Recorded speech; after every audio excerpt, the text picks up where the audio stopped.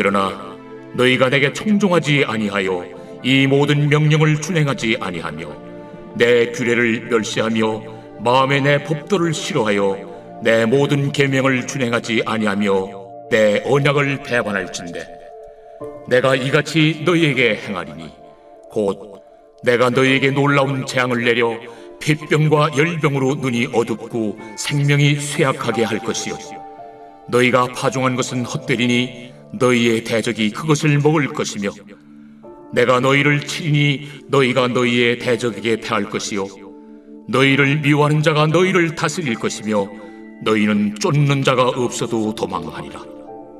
또 만일 너희가 그렇게까지 되어도 내게 청종하지 아니하면 너희의 죄로 말미암아 내가 너희를 7배나 더 징벌하리라. 내가 너희의 세력으로 말미암은 교만을 꺾고 너희의 하늘을 철과 같게 하며 너희 땅을 놋과 같게 하리니 너희의 수고가 헛될지라. 땅은 그 산물을 내지 아니하고 땅의 나무는 그 열매를 맺지 아니하리라. 너희가 나를 거슬러 내게 청종하지 아니할진대 내가 너희의 죄대로 너희에게 7배나 더 재앙을 내릴 것이라. 내가 들짐승을 너희 중에 보내리니 그것들이 너희의 자녀를 움키고 너의 가축을 멸하며 너희의 수요를 줄이리니 너희의 길들이 황폐하리라. 이런 일을 당하여도 너희가 내게로 돌아오지 아니하고 내게 대항할진대 나 곧 나도 너희에게 대항하여 너희 죄로 말미암아 너희를 7배나 더 치리라. 내가 칼을 너희에게로 가져다가 언약을 어긴 원수를 갚을 것이며 너희가 성읍에 모일지라도 너희 중에 연병을 보내고 너희를 대적의 손에 넘길 것이며 내가 너희가 의뢰하는 양식을 끊을 때에 열 여인이 한 화덕에서 너희 떡을 구워 저울에 달아주리니 너희가 먹어도 배부르지 아니하리라. 어제에 이어 레위기 26장은 이 레위기 1장부터 25장까지 이 내용을 잘 지켜야 함을 권면하는 내용입니다. 그 중에서 먼저 1절부터 13절까지는 이 하나님의 말씀을 잘 지켰을 때에 받는 축복을 말씀해 주셨습니다. 그 축복에 이어서 이제 14절부터 이제 39절까지는 이 하나님의 말씀을 잘 지키지 않았을 때 받는 징벌에 대해서 말씀해 주십니다. 레위기 26장을 보면 축복은 13절이 있고 징벌은 26절이 있습니다. 거의 2배 정도의 내용의 차이가 나고 있는데 이는 우리가 하나님의 전적인 은혜로 구원받았음에도 불구하고 우리 안에 있는 이 죄성이 더 쉽게 드러나기 때문입니다.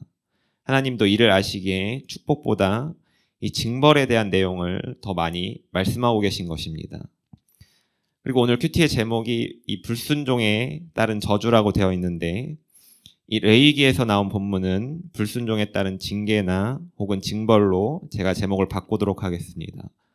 본문 18절을 보게 되면 마지막 부분에 내가 너희를 7배나 더 징벌하리라 라는 부분이 나옵니다. 하나님의 저주와 이 하나님의 징계는 우리 삶에서 상당한 고통을 준다는 점에서 비슷하지만 차이가 있습니다. 바로 끝이 다르다는 점입니다. 이 하나님의 저주는 이 소멸과 진멸이 목적인 반면 이 하나님의 징계는 사랑의 매와 같은 개념입니다. 즉 우리 자녀들이 말을 듣지 않을 때 회초리를 들어서 때려서라도 아버지의 뜻을 따르도록 하는 이 목적이 있습니다. 그럼 하나님께서 왜 우리를 징계하시는지, 하나님의 징계는 무엇을 의미하는지를 좀 살펴보면 이는 하나님의 사랑입니다. 우리가 자녀들을 혼낼 때 자녀를 사랑하는 마음에서 이 자녀가 잘못된 길에서 벗어나길 바라는 마음으로 자녀의 태도를 지적하거나 생활 습관을 교정합니다. 히브리서 12장 5절부터 7절에 이와 같은 징계에 대해서 설명하고 있는데 또 아들들에게 권하는 것 같이 너희에게 권면하신 말씀도 잊었도다. 일렀을 때 내 아들아 주의 징계하심을 경히 여기지 말며 그에게 꾸지람을 받을 때에 낙심하지 말라. 주께서 그 사랑하시는 자를 징계하시고 그가 받아들이시는 아들마다 채찍질하심이라 하였으니 너희가 참음은 징계를 받기 위함이라. 하나님이 아들과 같이 너희를 대우하시나니 어찌 아버지가 징계하지 않는 아들이 있으리요 라고 나옵니다. 즉 하나님께서 우리를 징계하시는 이유는 우리를 아들과 같이 사랑하시기 때문입니다. 더 나아가 히브리서 12장 11절은 무릇 징계가 당시에는 즐거워 보이지 않고 슬퍼 보이냐 후에 그로 말미암아 연단받은 자들은 의와 평강의 열매를 맺느니라. 내가 징계를 받을 때 이 고통스럽고 견디기 어렵더라도 그 징계를 통해 나에게 열매를 맺게 하시는 이 하나님의 섭리가 있습니다. 그럼 하나님의 저주에 대해서 살펴볼 수 있는 본문은 오늘 본문과도 유사한 본문인 신명기 28장에 나오고 있습니다. 여기서도 오늘 본문과 유사하게 순종하여 받는 복과 이 불순종함으로 받는 이 저주에 대해서 나오고 있습니다. 신명기 28장 20절을 보게 되면 내가 악을 행하여 그를 잊음으로 내 손으로 하는 모든 일에 여호와께서 저주와 혼란과 책망을 내리사 망하며 속히 파멸하게 하실 것이며, 이 신명기에서 나오는 내용은 이 하나님의 저주이며 계속해서 하나님은 멸하실 것이며 진멸하게 할 것이라 마침내 너를 멸하리라와 같이 하나님의 저주는 이 존재를 없애는 아주 무서운 것입니다. 그럼 이 하나님의 징계와 저주에 대해서 기준의 차이점은 무엇인지 좀 생각해 보면, 하나님의 말씀을 듣지 않거나 말씀을 따르지 않고 말씀을 따르는 것을 싫어하면 하나님의 징계가 있고, 이에 더해서 하나님 앞에 악을 행하고 하나님을 잊어버리게 되면 이 하나님의 저주를 받게 됩니다. 즉 자녀들이 이와 같이 말하는 것을 우리는 들어보셨을 것입니다. 엄마 나 그거 하기 싫어. 그거 왜 해야 돼? 나 절대 그렇게는 못해. 이렇게 말하면서 나중에는 부모의 말을 듣는 자녀가 있습니다. 그러나 부모의 뜻에 완전하게 반해서 이를 행동으로 나타내거나 아니면 부모의 말조차도 잊어버리고 자기 마음대로 행동하는 경우입니다. 이를 이스라엘 백성들을 통해서 생각해 보면 지금 보시는 이 레위기는 지금 출애굽한 지 1년여가 지난 시점이고, 이때에는 하나님께서 나를 구원해 주신 그 은혜와 감격이 있기 때문에 하나님의 모든 말씀에 귀를 기울였고 하나님의 백성으로 살아가는 방법이 처음으로 임한 시점입니다. 그래서 순수한 마음으로 이 하나님을 크게 반역하는 사건이 없었던 시점이지만, 신명기 28장은 이제 광야에서 40년이라는 시간이 지났고 가나안에 입성하기 바로 전의 시점입니다. 광야에 40년 동안 정말 많은 사건이 있었고 하나님을 반하는 사건들이 많았습니다. 그때마다 하나님은 그들을 하나님의 백성에서 진멸하셨고, 이제 드디어 약속의 땅 가나안에 들어가기 전 더 이상 하나님께 악을 행하고 하나님의 이름을 잊어버리지 않게 하기 위해 하나님은 저주를 사용해서 이들에게 다시 하나님의 말씀을 따르는 축복과 저주에 대해서 말씀하고 계신 것입니다. 그럼 이제 오늘 본문에서 말하고 있는 하나님이 징계하시는 방법에 대해서 나누길 소망합니다. 첫 번째는 물질로 징계하십니다. 저는 우리 교회에 온 지 얼마 되지 않았기에 빈집술이라는 것은 이야기를 통해서만 알고 있습니다. 이 빈집을 저렴하게 빌려서 살만하게 가꾼 이후에 물질적 어려움을 겪고 있는 사람들이 이 교회에 나오는 조건으로 아주 적은 돈에 월세를 받고 이 빌려주는 일이었습니다. 그런데 가만히 묵상을 해보니 저는 이 일이 하나님의 사랑의 징계로 인해 물질로 어려움을 겪은 사람들이 하나님을 만나게 되며 또 교회로 돌아올 수 있게 되었던 축복의 통로임을 알게 되었습니다. 제가 아는 분만 해도 많은 분들이 이 빈집수리를 통해서 교회에 나오고 계시며 지금 우리 교회에서 일꾼으로 일하고 계신 것을 알고 있습니다. 저는 그 모든 분들의 사연을 다 알지는 못합니다. 하지만 모든 것을 다 아시는 하나님께서 하나님의 품을 떠나 세상에서 이리저리 방황했지만 나의 갈급함을 해결할 수 없었을 때, 정말 탈출구가 보이지 않는 상황이었을 때 하나님은 그분들을 사랑하셔서 다른 때 같았으면 그 집에 들어가지도 않았고 교회에 나오지도 않았겠지만 정말 돈이 없어서 벼랑 끝에 몰려서 더 이상 내가 어디로 나아가야 할지 방향을 정할 수도 없고 나아갈 수조차 없을 때 방향을 돌려서 하나님을 바라보게 하시고 다시금 하나님의 품 안으로 돌아오게 하셨음을 믿게 됩니다. 저 또한 이와 같은 일이 있습니다. 저와 제 아내가 사귀던 때 제 아내가 하던 사업을 제가 같이 하게 되었지만 잘 되지 않았고, 그 일을 하면서 결혼하고 아이를 낳게 되고 저와 제 아내의 재정적 어려움이 깊어져만 갔습니다. 그러다가 이 카드를 많이 사용하게 되었고 이걸 제때 내지 못해서 연체를 하게 되고 독촉 전화를 받게 됩니다. 그러다가 이런 신용회복위원회를 알게 되어서 신용회복이라는 것을 또 알게 되고 저와 제 아내 둘 다 그 제도를 통해서 이 신용회복을 하게 되었습니다. 그 이후에 제가 직장 생활을 통해서 그때 빚을 다 갚게 되었지만 제가 물질만을 쫓아서 하나님을 우선순위에 두지 않았고, 그때 하나님은 저를 물질로 징계하셨고 오랜 시간 동안 그 돈을 갚게 하시면서 나의 삶이 이 우선순위가 정말 하나님임을 계속해서 저에게 깨닫게 해주셨습니다. 두 번째로는 건강으로 징계하십니다. 지금은 은퇴하신 이 유기성 목사님의 이야기를 좀 해드리고자 합니다. 1984년 이 목사님은 군목으로 임관하기 위해 훈련소로 입소했습니다.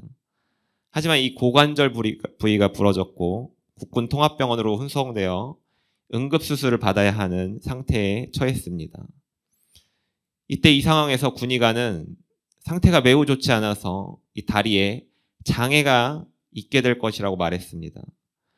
그렇게 그날 밤 수술 시간이 잡혀 수술 시간을 기다리는데 갑자기 마음속에 이 하나님이 떠올랐고 하나님을 큰 목소리로 찾기 시작했습니다. 그때 목사님은 자신이 군선교를 위해서 이 군목을 가겠다고 하나님께 서원한 줄 알았지만 자기 안에 사병보단 장교가 편해 보였고, 그리고 이 목사 한 수도 더 빨리 받을 수 있었고, 이 제대 후에 유학을 가서 더 큰 교회 담임 목사가 되고자 하는 마음으로 이 군목을 지원했다는 것을 깨닫게 됩니다. 자기 안에 하나님을 이용해서 이 성공하려는 이 교활한 야심과 정욕은 물론 세상의 모든 더러운 것이 자기 안에 다 들어있었다는 것을 깨닫게 됩니다. 그 이후 목사님은 밤새 울면서 회개하시고 하나님께서 나의 죄악을 다 보고 계셨다는 사실을 알게 되자 자신이 당한 사고가 아닌 은혜임을 알게 된 것입니다. 그때 목사님은 이 다리를 고쳐달라는 기도에서 자신의 다리를 하나님께 바치고자 하는 기도로 바뀌었고 진짜 하나님의 종이 되게 해달라고 기도하십니다. 그리고 그 기도에 대한 응답으로 수술은 무사히 잘 끝났고 다리에 장애가 생기는 것이 아니라 작은 흉터로 마무리되었습니다. 이것이 얼마나 은혜입니까? 우리의 건강을 징계하시는 이유는 우리가 하나님을 더 깨닫기 위함입니다. 우리 교회가 지금도 이 맨발 걷기라는 전도 수단을 통해서 전도를 하고 있는데 그저 세상에 나가서 불신지옥, 예수천당 이것을 외치는 것만이 아니라 정말 건강으로 고통받는 사람에게 이 하나님의 창조 원리를 통해서 우리 몸을 창조하신 분이 바로 하나님이심을 선포하고 이를 받아들이는 사람에게 자기의 질병이 회복되는 역사가 일어날 때 비로소 하나님을 인정하게 되며 예수님을 영접하고 또 하나님의 품 안에서 영생을 누리게 되는 이 천국 복음이 선포되는 것입니다. 우리는 하나님께서 나의 건강을 징계하실 때 하루빨리 나를 향한 하나님의 뜻이 무엇인지 깨닫고 빨리 하나님께로 얼굴을 돌려 하나님을 바라봐야 할 줄 믿습니다. 마지막 세 번째는 이 생명으로 징계하십니다. 하나님은 민수기 28장 66절 내 생명이 위험에 처하고 주야로 두려워하며 내 생명을 확신할 수 없을 것이라. 이제 수많은 징계에도 불구하고 계속해서 하나님의 말씀을 듣지 않으려 하고 악을 행하며 하나님과 반대되는 죄의 길에서 계속해서 서 있을 때 마지막으로 하나님은 우리의 생명에 대한 징계를 시행하십니다. 이와 같은 징계는 최종적인 징계이며 더 이상의 징계는 없습니다. 하나님께서 우리를 징계하시는 이유는 정말 우리가 하나님께로 돌아오기를 원하고 바라시는 마음입니다.